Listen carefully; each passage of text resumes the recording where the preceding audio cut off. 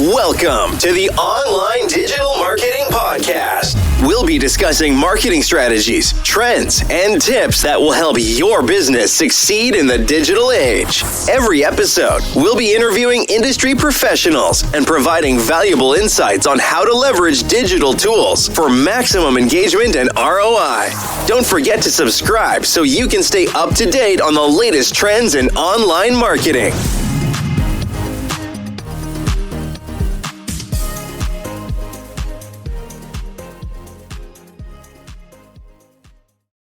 Imagine trying to build like a multi-million-dollar mansion, right? Yeah. But your entire construction strategy consists of going to the hardware store, closing your eyes, and just blindly buying more hammers. And maybe a few extra saws just for good measure. Right, exactly. It sounds absolutely absurd. But honestly, that is exactly what you're doing when you try to scale a marketing business by randomly adding more isolated tactics to your service menu. Oh, for sure. You learn a new trick, you add it to your website. Yeah, you read about a new platform, you immediately offer it to clients. So today, we are completely tearing down those silos. We are replacing that random pile of tools with an actual architectural blueprint. Yes, finally. Yeah, so for this deep dive, we're synthesizing a really compelling set of sources. We've got a batch of strategic notes dated April 4th, 2026, alongside this really comprehensive breakdown of a serious marketing textbook called The Art of Digital Marketing. It's a hefty one. It really is. And our objective here is to extract what these sources outline as the digital growth agency scaling framework. Because look, if you are listening to this, there is a very high probability you're deeply familiar with the whole freelancer grind. Oh, yeah. The endless hustle. Right. You are pouring your heart into your work. You're over-delivering for clients. But instead of feeling like a highly valued, indispensable strategic partner, You're just constantly overwhelmed. exactly. You're executing random tasks. You're putting out fires on like 3 different platforms. And it just feels like you are running on a treadmill that keeps speeding up. It's a notoriously painful plateau. I mean, you reach this point where you're doing a massive amount of work, but you aren't actually scaling the business. No, the revenue flatlines, but your hours just keep going up. Right, which obviously makes you wonder what the missing ingredient is. And the central revelation from our sources today is that the difference between an overworked, struggling marketer and a highly scalable premium agency has absolutely nothing to do with effort. Wait, really? Nothing to do with effort? Nothing. It is not about grinding harder or, working more weekends. It is everything to do with structure. Okay, structure. I like that. So to understand how to actually implement that structure, I guess we first have to take a hard look at what is fundamentally broken in the standard way of doing things. Yeah, you have to examine what the sources call the trap of tactical silos. Tactical silos. Okay, let's unpack this, because this is the beginner's trap that the text really highlights, selling random deliverables. We see this everywhere, too. Oh, constantly. You go to a freelancer's website and it just says, we do SEO, or, we run face races. Right. They're pitching an isolated service. Yeah. And the danger here is twofold, really. First, it completely dictates how the client views you. Like a commodity. Exactly. Yeah. But second, it completely warps how the small business owner thinks about their own growth. How do you mean? Well, when an agency pitches, I'm an ad guy, Yeah. the business owner starts thinking, oh, my sales are down this quarter. I must need to hire an ad guy. Oh, I see. Yeah, they start diagnosing their own complex business problems with these fragmented tactical solutions. Okay, but let's live in the real world for a second here and push back on this a bit. Because we're constantly told by industry gurus that we absolutely have to niche down. Sure, the riches are in the niches, right? Exactly. Conventional wisdom dictates that if you want to stand out in a crowded market, you need to specialize. I mean, isn't specializing in one specific thing, like being the absolute best Facebook ad guy in your city, exactly what we're supposed to do to charge premium rates? It's a very common defense. Yeah. But these sources dismantle this idea entirely when it comes to long-term scaling. Really? Yeah. I mean, specializing in one tactic might be the wedge that gets you your first few freelance gigs.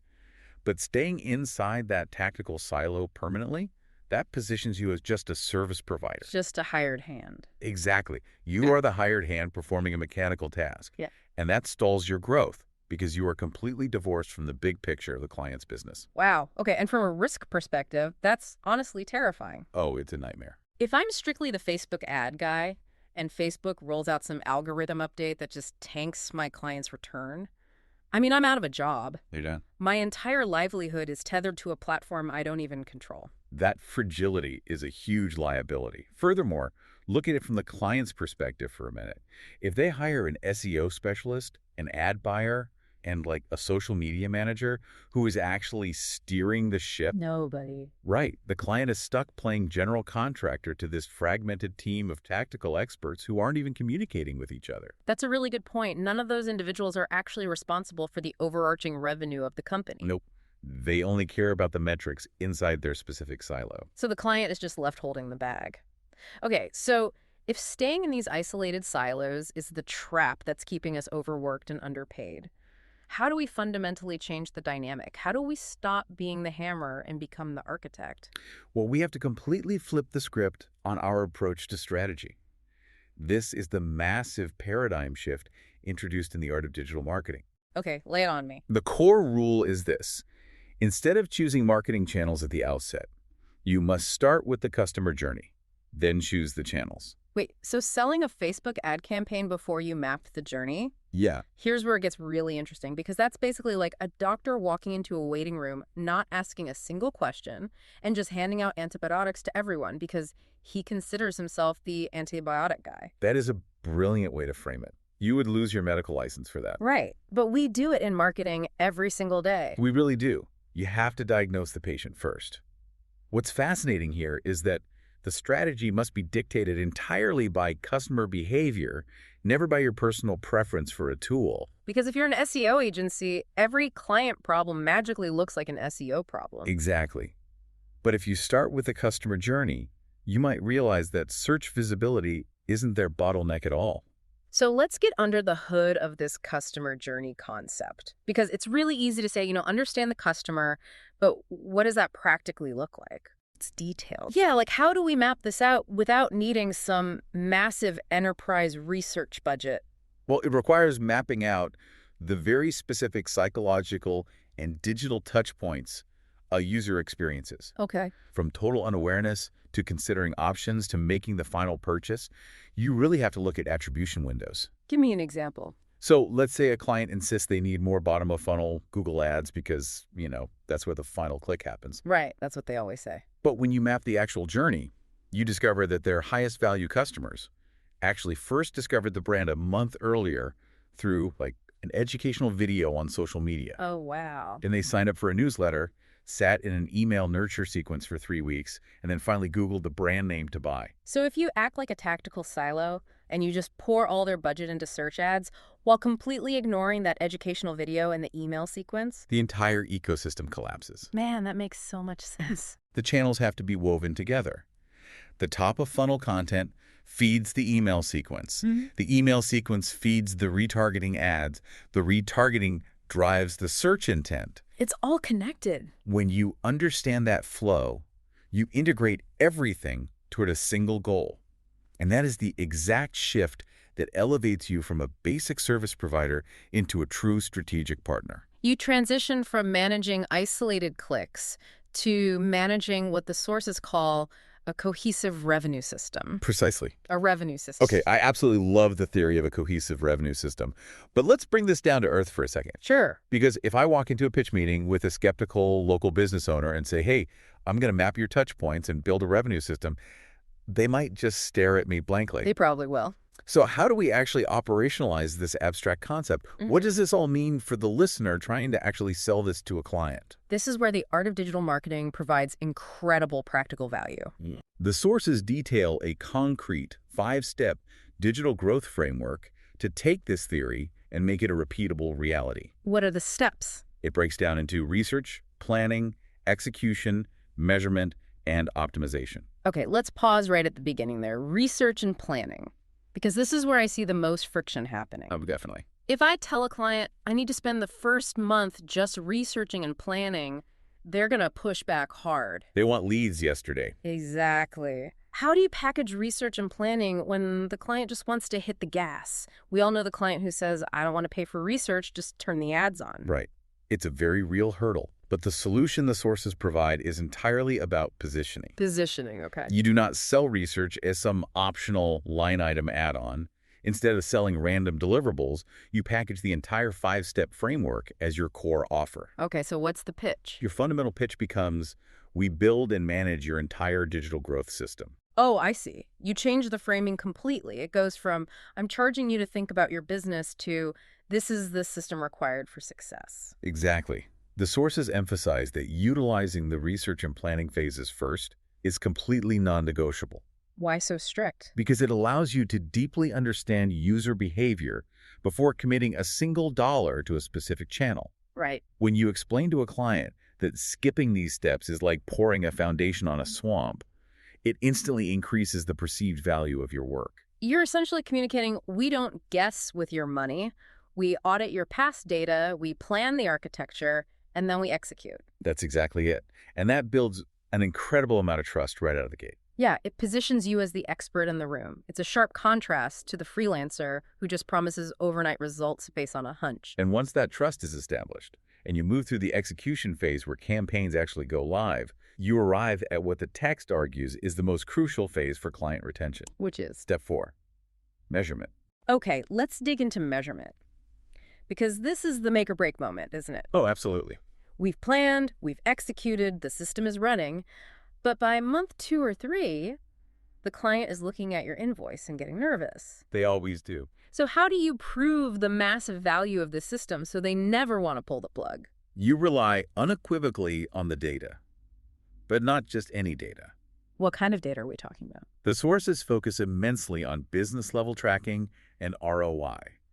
Specifically, they point to metrics like cost per lead and conversion rates. Okay, notice we aren't talking about impressions or bounce rates or click-through percentages here. No, those are marketing metrics. Right, and most of the time, marketing speak sounds like a foreign language to a business owner. Totally. I mean, they sit through a presentation about engagement rates, but in their head, they're just screaming, did I make any money? Exactly.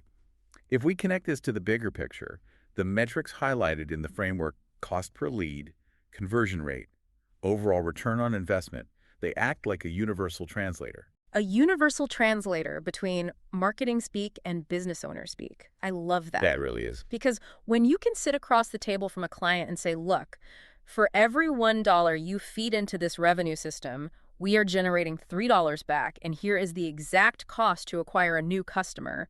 I mean, the power dynamic fundamentally alters. It shifts completely. According to the transcript we reviewed, bringing these specific metrics to the table achieves 3 vital things for your agency. Okay, what's the first one? First, it drastically reduces churn. Yeah. Clients simply stay with you longer because the value is indisputable. Makes sense. Second, it justifies much higher retainers because you're actually proving your worth in real dollars and cents. Hard to argue with ROI. And the third? Third, and maybe most importantly, it eliminates those agonizing conversations where you get questioned on price. Oh, that last point is a total game changer. Nobody wants to be nickel and dimed over an hourly rate. But if you are the architect managing the machine that literally prints money for their business, they aren't going to argue over your management fee. No. Instead of asking, why is your retainer so high, the client looks at the ROI and starts asking a completely different question. Which is? They ask, how do we scale this? How do we scale this? That is the absolute dream scenario. Right. You've completely shifted from being a line item expense on their balance sheet to being a core investment. Exactly. And from there, you move right into step 5, optimization, where you continually tweak the system to handle that scale. It's brilliant, but I feel like it is critical that we look at this objectively for a minute. Sure. Because this framework sounds incredibly powerful, but we need to examine the shortcomings of the text as well. Fair point. Let's be brutally honest here. If I pick up the art of digital marketing, hoping for some quick wins to boost my numbers by this Friday, like a swipe file of ad copy templates or a secret funnel hack or some viral trick, I'm going to be completely out of luck, aren't I? You will be entirely out of luck. Yeah. The sources explicitly acknowledge where the book falls short for certain audiences. Yeah. It is emphatically not a get-rich-quick guide. Not at all. It is not tactical in the way a lot of those flashy online courses are. It lacks ad copy templates, it lacks funnel hacks, and it lacks viral tricks. So for someone wanting a quick dopamine hit of a fast win, diving into this framework is going to feel painfully slow. Very slow. It's going to feel like studying for a final exam rather than watching a 5-minute tutorial video on TikTok. It will. But this raises an important question. Yeah. Why is this lack of tactical hacks actually a massive benefit for someone trying to build a durable agency? Because hacks have an expiration date. Boom, exactly. And this leads us to the absolute core revelation from the sources. I want to highlight this specific quote from the notes. Let's hear it. Tactics change, systems don't. Tactics change, systems don't. Wow, that really hits the nail on the head. I mean, think about the digital landscape 5 or 10 years ago compared to today. It's unrecognizable. Right. Ad interfaces undergo massive redesigns, privacy updates wipe out entire targeting strategies overnight, new social media networks emerge, while old ones just become obsolete. Yeah, so if your entire business model is based on knowing exactly which button to push in a specific ad manager, your business is incredibly fragile. So fragile. You are constantly forced to reinvent yourself just to survive. But human psychology... That doesn't change. Exactly. The way a customer moves from recognizing they have a problem to researching potential solutions to finally pulling out their credit card and trusting a brand. That fundamental customer journey doesn't change, whether they were interacting with a newspaper ad in 1990 or scrolling on a holographic device in 2040. And that is precisely why the target audience for this framework needs to hear this message. Who is that target audience exactly? Well, the sources point out that this book is specifically for freelancers who are trying to make the leap to agencies. Right. It's for owners who are stuck managing low-ticket clients, and especially for people who feel like they are doing a lot but not scaling. Doing a lot, but not scaling. Which brings us right back to that treadmill we talked about at the beginning of the deep dive. Full circle. When you build your business on a system rather than a tactic, you create a foundation that can actually weather industry turbulence. Because you can just swap out the tools. Exactly. You can swap out the specific channels. Maybe email marketing becomes less effective for a certain demographic and a new messaging platform takes over. Right. But the overarching 5-step framework of research, planning, execution, measurement, and optimization remains completely intact. It makes your business fundamentally resilient. So as we bring this deep dive to a close, let's just summarize the ultimate takeaway here. Yeah, let's do it. Building a real, scalable marketing business means you absolutely have to productize your services. Yep. You have to move away from selling your hours or selling isolated tactical tasks and instead package a comprehensive system. You build long-term, high-value client relationships through structural architecture, not just through sheer exhausting effort. And this framework provides that structure. It gives you a bedrock foundation to build an actual agency on, rather than just managing a stressful collection of freelance gigs. So true. I want you to take a moment today and really reflect on your own daily operations. Look at your calendar, look at your client communications. Be honest with yourself. Yeah. Are you currently selling tasks? Are you just the hired hand who presses launch on an ad campaign? Or are you managing systems? Huge difference. Are you acting as the strategic partner, mapping out that path to revenue? It is a vital distinction to make if you want to grow. It is the defining line between a service provider and a growth partner. And I want to leave you with one final provocative thought to chew on today, building on everything we've just discussed about systems versus tactics. So this is a good one. If AI and automation continue to make it incredibly easy and almost free to generate those viral tricks, to write endless variations of ad copy, and to instantly build funnel hacks, will the ability to strategically map out the nuanced, deeply human customer journey and actually manage the overarching system soon become the only marketing skill that clients will actually pay a premium for? Wow. Think about the mansion. Anyone can buy a hammer, and soon AI might swing that hammer for free. But you will always need the architect to draw the blueprint. Thank you for joining us on this deep dive. Keep questioning the tactics, focus on the systems, and we'll see you next time. Ready to take your online business to the next level? Subscribe to our digital marketing podcast and then join our Accountability for Success Mastermind. With expert advice from industry leaders, you'll gain knowledge and insights that will help you succeed in today's digital marketing world. From social media strategies to search engine optimization, we have all the tools you need. Learn from successful entrepreneurs and take control of your online success. Join the Accountability for Success Mastermind now at bit.ly/AFSM podcast.